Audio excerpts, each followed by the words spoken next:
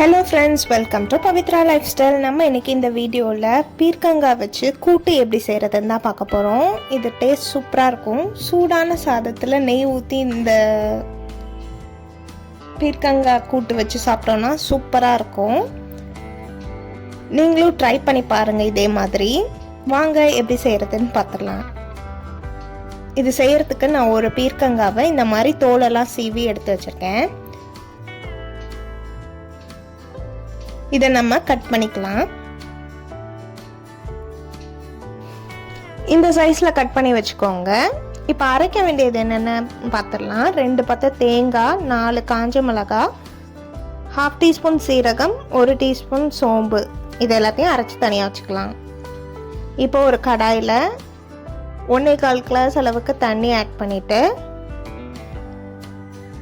3 teaspoon பாசிப்பருப்பு எடுத்து நல்லா வாஷ் பண்ணி இதில் ஆட் பண்ணிக்கணும். ஒரு 2 to 3 மினிட்ஸ் கழிச்சு இந்த மாதிரி நல்லா கொதிச்சு வந்ததும் நம்ம கட் பண்ணி வச்சிருக்கிற பீர்க்கங்காவை ஆட் பண்ணிக்கலாம்.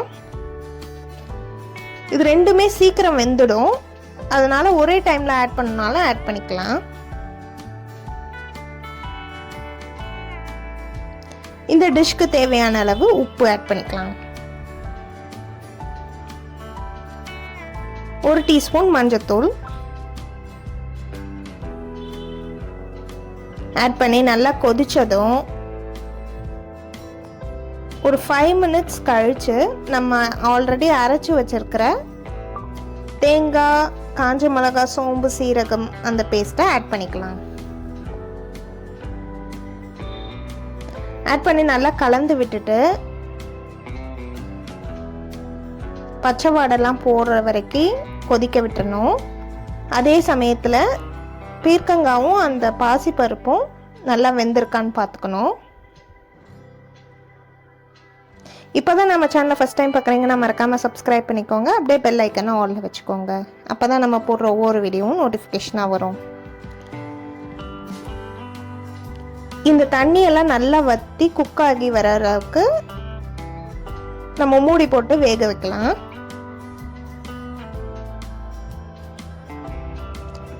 இப்போ ஓரளவு தண்ணியெல்லாம் வற்றிடுச்சு. உங்களுக்கு கிரேவியாக வேணும்னா நீங்கள் அதுக்கேற்ற மாதிரி தண்ணி அட்ஜஸ்ட் பண்ணிக்கோங்க. இப்போ தாளித்து நம்ம அதில் ஆட் பண்ணணும். அதுக்கு எண்ணெய் ஊற்றி கடுகு, கருவேப்பிலை, வெங்காயம் இது எல்லாத்தையும் ஆட் பண்ணி நல்லா வதக்கிக்கலாம். வெங்காயம் நல்லா கோல்டன் ப்ரௌன் ஆனதும் நம்ம ஆல்ரெடி ரெடி பண்ணி வச்சிருக்கிற அந்த கிரேவியை இதில் ஆட் பண்ணிடலாம். ஆட் பண்ணிட்டு 2 to 3 மினிட்ஸ் கழிச்சு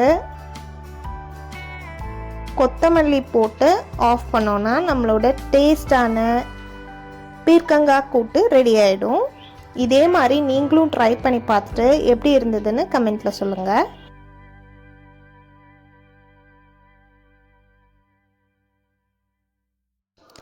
இது நல்ல சூடான சாதத்தில் இல்லை தோசைக்கெல்லாம் தொட்டு சாப்பிட்றதுக்கு ரொம்பவே சூப்பராக இருக்கும். கண்டிப்பாக ட்ரை பண்ணி பாருங்கள். நெக்ஸ்ட் ஒரு வீடியோவில் உங்களை பார்க்குறேன். Bye bye.